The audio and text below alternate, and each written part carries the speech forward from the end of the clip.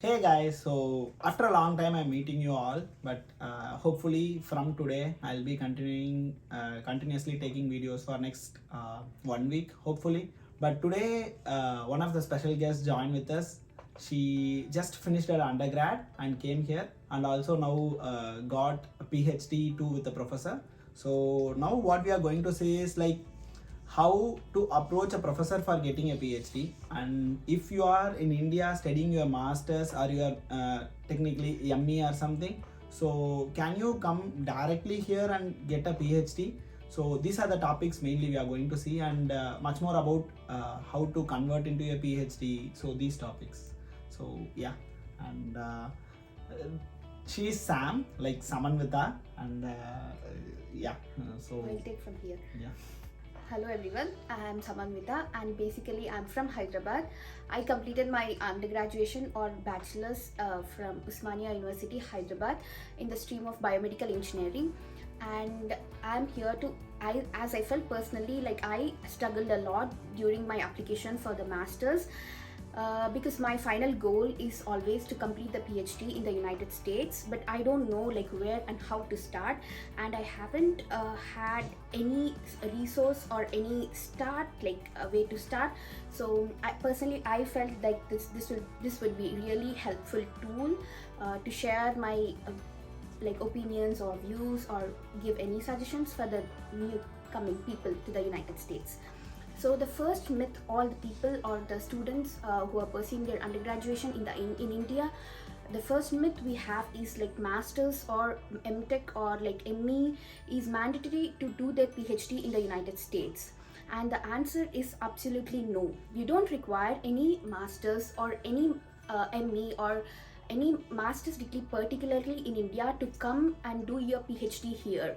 So we feel very pessimistic, like we cannot make two PhD directly from India right after our bachelor's, but you can actually, if you have a profile building right from your undergraduation and your aim is to become a scientist or complete your PhD in the United States. So, Sam, just a question like, as you're telling about profile building or something, so when we are joining into an undergrad, so basically we don't know anything, right? Like, Yes. Basically we don't know anything. So, if you are telling, if we build our profile properly for getting an admit after the undergrad, so how our profile should be looking like in terms of whether we should do paper publication or should we go and attend some conferences? Is it like, could you just brief about it? Yeah, I can actually. How your profile should be built up is according to your goal or the final destination to be like in a short terms. Yeah. But if you want to do PhD in the good university, I don't say a good university here because PhD always matters about your advisors or your principal investigators. Like you should fix your domain. Like I basically from biomedical engineering, and I also always wanted to work in the domain of tissue engineering. So as soon as we start our undergraduation, yeah, I can say we don't have like lot of exposure or the connections that we can have here in the United States. Yeah. So but try to do things that are in your reach. Okay. Like try to approach like if you are working in some lab in your college, like try to expand it by writing the professors in the other college and doing some research projects or like research internships under them in their labs. Okay. And try to get some publications, and then don't. So here I wanted to mention a special thing. So whenever you try to like do a project or invent something or do something novel, and you should definitely publish it in some Okay. paper or conference. Okay. Personally, don't try to get down by any of your colleagues or something, but try to publish it in Okay. some small or the big journal. Okay. Like, yeah. So the important point to note down this, guys, because like when I was doing my undergrad, I personally published 2 papers. But people will say that whatever the project I did was very small, but even though it is small or big, that doesn't matter actually. So if you are publishing and if you are having some proof that you did something, that matters a lot. So even though your project is small, even though your project you feel or some other telling that it is not worth of publishing, don't mind to them. Just go, just be with your patient, because like that matters a lot. Here professors will look into your publications, so that really helps you a lot. And yeah, moving into another question is like, just we will come to the application part, because many people won't know how to apply to PhD actually. So, and in my personal opinion, there is some myth like you should first approach the professor, and some are telling you should go through the normal application process. So what is the procedure and how you approach actually? Okay, first to give a clarification, so you don't have to approach a professor to do your PhD application. So basically, first, it's always better to approach a professor, but it's not mandatory to approach a professor. So as I mentioned, like if you want to continue your research or your future work in your graduate school in the domain of tissue engineering, as I said, like just go through the website of the university and look who are working in the domain of tissue engineering. And it's always better to approach a professor on a prior hand. But many colleges or the many universities in the United States, as you go through the application process and you mention I am interested in so and so professor, like they will only create a platform where if your application is selected for further, so they'll make a setup an interview or a Zoom call if you are an international student, or here basically there is something called meetup for the graduate students, so you can choose your PI. But and also I wanted to clarify something here. So if you are a master's student, like I came here for my master's, and then but I wanted to make sure now like to convert to my PhD, so I will try to write to a professor prior to going through the application. But you can always go through the application, go ahead and start your application, like don't hesitate to start it.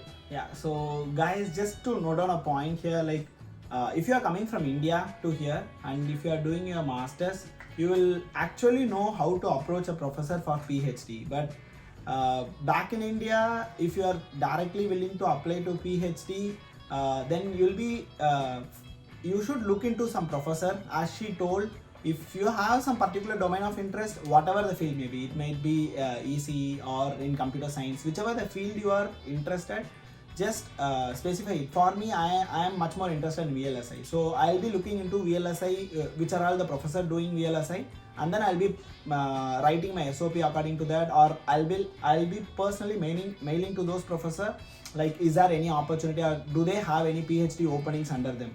So the similar way for her to right now she is working under a professor who is really willing to convert her into a PhD, but out of her interest she is also looking into some other universities too. So if she is going to look under some other university, the process is going to be the same. Like even if you are in India or you are in here, that doesn't matter actually. So how is your applications going, Sam? Like if you are applying to some other professor out of University of Florida or some other thing, so how good is your response? So in what terms you are thinking, and how you are thinking in that way? Could you just here I also wanted to highlight one point or emphasize one point. So try to build up your connections in your grad school or your undergraduate school. Like it's very very very important. So right now, like what I do or what is my plan of action is like I make a list of like all the professors in different universities where I am willing to go, and directly I will hand over that list to my PI, and I ask her, hey Dr. Porus, like do you have any colleagues or do you have any lab mates in those labs, and can any one of them can refer me, or just can I have a connection with the PI here? So it's always like that. Your connections work in the United States it's all the time. So if you are in your undergraduation, go to some professor where you are like you did your major project or minor project, or where you did your internship or something like that, and ask them. There is nothing wrong in asking, and tell them. There may be a lot of connections because like they have a lot of experience than you do in various level of their education. They have a lot of friends, colleagues, and they can really help in passing your resume. So it's always not how you build your profile, but how do you exhibit your profile. So, and here in the United States, always Twitter works. As I mentioned, so all the people talk about LinkedIn, and I don't know, people talk in the coding thing, but Twitter is like real real platform for the PhD applications or the postdoc application. Okay. You can always tell hi to one professor like you are interested in, and yeah, I'm really tell your interest, like, and what is your background, what you have done to be in their lab. Yeah. So no one mentions about Twitter, but yeah, you can use your Twitter for your connections. Yeah, friend. I actually wanted to mention this because I too heard from 2 or 3 who was mentioning Twitter helps them a lot. So if you are in India and if you are trying for PhD, just as Sam told, you can give a try for that Twitter. Yes. And even though if you are not having an account, just go make one and then start connecting with the professors.